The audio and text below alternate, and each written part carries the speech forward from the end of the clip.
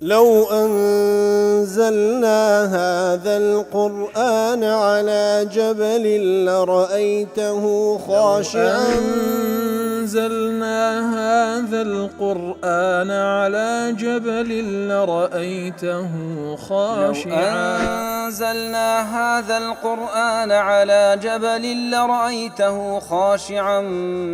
متصدعا من خشية وتلك الأمثال نضربها للناس لعلهم يتفكرون.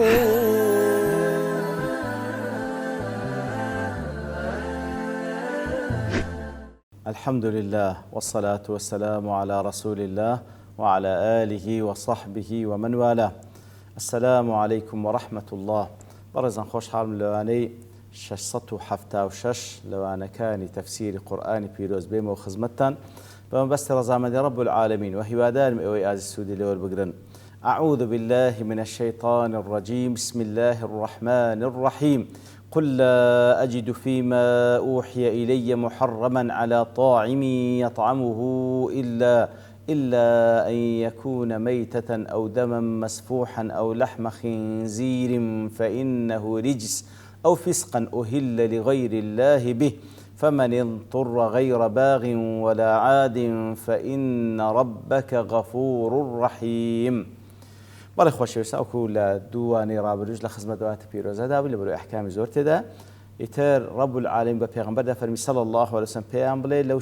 لەو وحی کە لە بۆم هاتێت ئەوانەی کەوا حرام کرایە وەکو خۆراک لەو کەسانی کەوا دەیخۆن تەنها ئەو چار سنفێ حیوانی مردار بۆ ئەو خینەی کەوا لە بەری دەڕوا کاتێکەوە سەر دەبڕدرێ حرامە حیوانی مردار بۆ ئەو خینەی کەوا لە بەری دەڕوا و هەروەها سێیەمیان گۆشتی بەراز و چارەمیشان ئەو حیوانی کەوا لە بۆ غەیری خوا سەر دەبڕدرێ بەڵام هەر کەسێک ناچار بوو هیچ حەلالی بەدەست نەکەت ئەوە لە بۆی هەیە لە حاڵەتی ناچاری بخوا بەڵام بە شەرتێک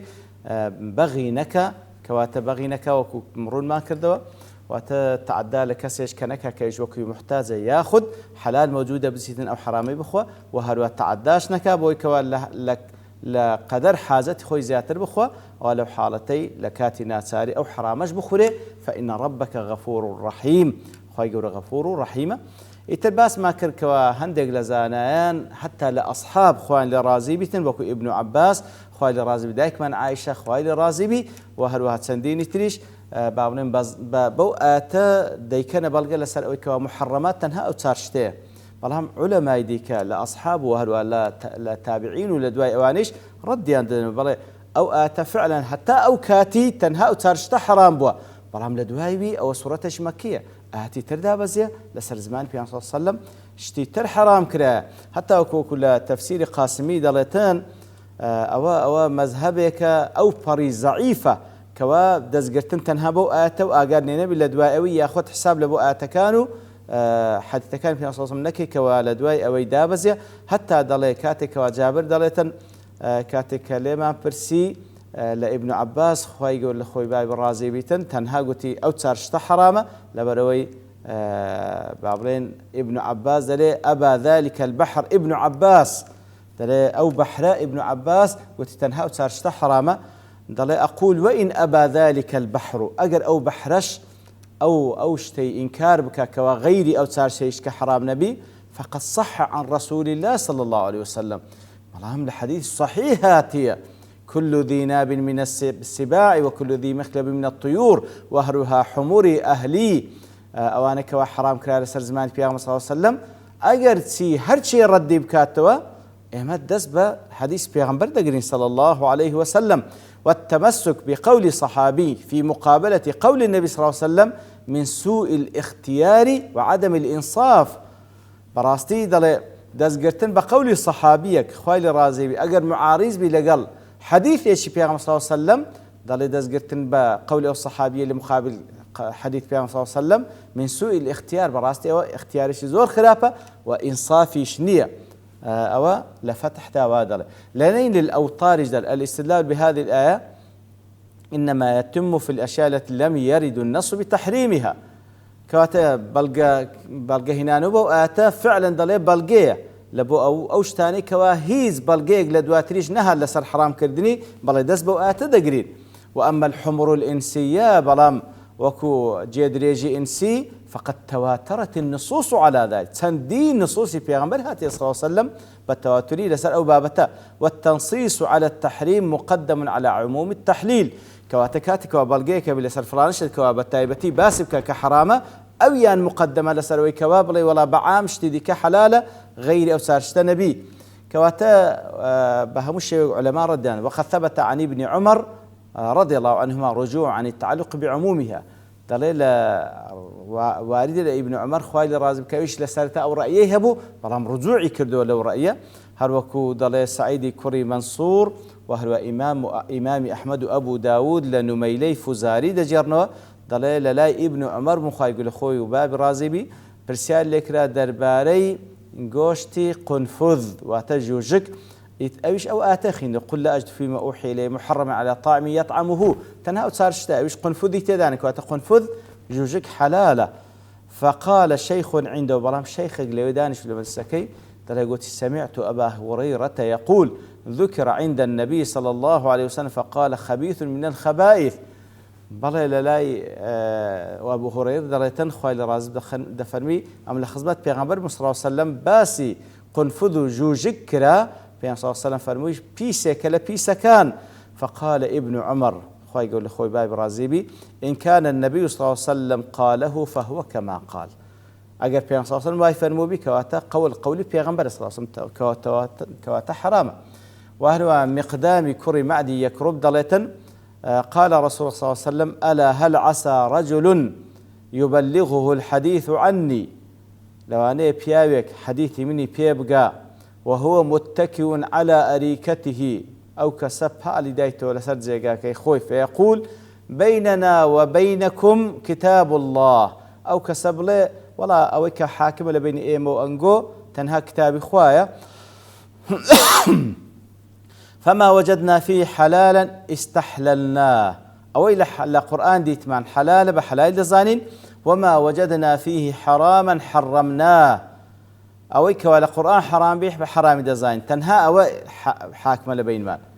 إن زابيان صلى الله عليه وسلم فرموي وإنما حرم رسول الله صلى الله عليه وسلم كما حرمه الله تعالى فلهم بزانا أو رسول الله بحرام دانا وكو كخوا بحرام دانا أويش وما ينطق عن الهوى إن هو إلا وحي يوحى أو حديث إمام الترمذي رواه كذا لحديث يشكك أبو داود ابن ماجه إمام أحمد روايتان كردية مقدام كري معدي يكرب دجرت خوالي راد دفن في صلى الله عليه وسلم فرموي ألا إني أوتيت القرآن ومثله معه بزان آقادار بن أم قرآن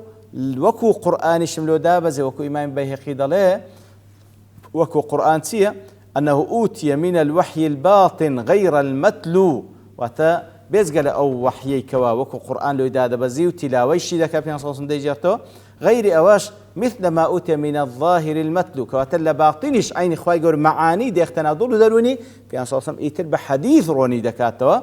والثاني أن معناه أنه أوتي الكتاب وحيا يتلى وأوتي مثله من البيان كوات الراس بوشوش لك دايته وتقرآن بيبخشرا وكو تلاوش داخينيته بلفظه بمعناه وهروها وأوتي مثله من البيان وغير أوش تنها بيان دكالبوتان لخلال حديث كان خوي غير قرآن بيروس أين أويش أذن له أن يبين ما في الكتاب فيعم ويخص وأن يزيد عليه كواتا إذن بيدرى لنا رب العالمين كبيان قرآن بيروز بك بلي أو عامة أو خاصة وأن يزيد عليه الشد لسر زياد بك فيشرع ما ليس في الكتاب له ذكر لبوي هي إخوائي والرقاي بيدا وكو معاين دخاتنا ودر دروني كشد حرامة لقرآنش باس نكرا فيكون ذلك في وجوب الحكم ولزوم العمل به كالظاهر المتلو من القرآن. وهذا حديث كان في غمر صلى الله عليه وسلم أو كخواي يقول معنا كي خستنا ودلو دروني لفظكش لله خويتي أويش حكم قرآنه واتا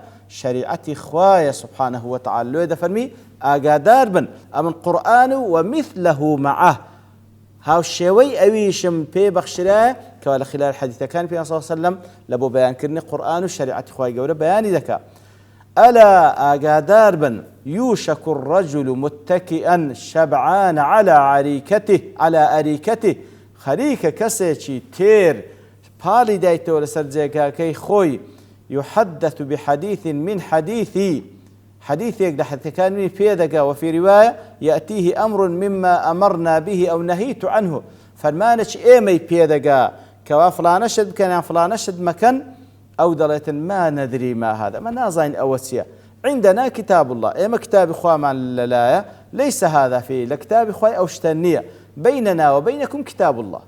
حاكم لبين إيما وإيوة تنها كتاب إخوة، فما وجدنا فيه من حلال استحللناه،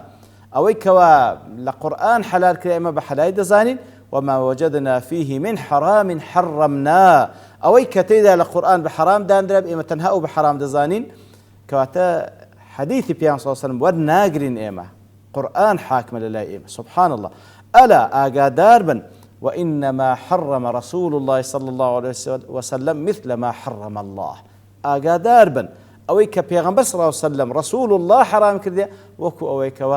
الله سبحانه وتعالى حرام كرديا بالأوي وما ينطق عن الهوى إن هو إلا وحي يوحى. يعني سبحان الله وشيك لمعجزات كان بيغمبر صلى الله عليه وسلم كوالا زماني خوي كسانك نبونا دفرمي ألا آقادار لو أنا كسانك بيدابن. سبحان الله التاريخ بيدابون وإستاش لو سردمي إيما دا موجودة ضلها القرآن شيء ذي أحاديث كان صحيح شيء ذي برجاش صح بما جيشتيا يأخذ أو حديثي كوا لقال عقلي وان نجون زي ذي مرفوزة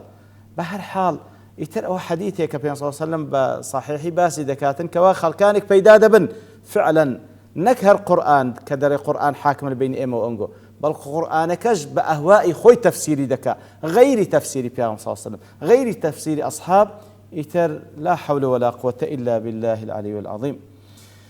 بل وقال الطيبي في تكرير كلمة ألا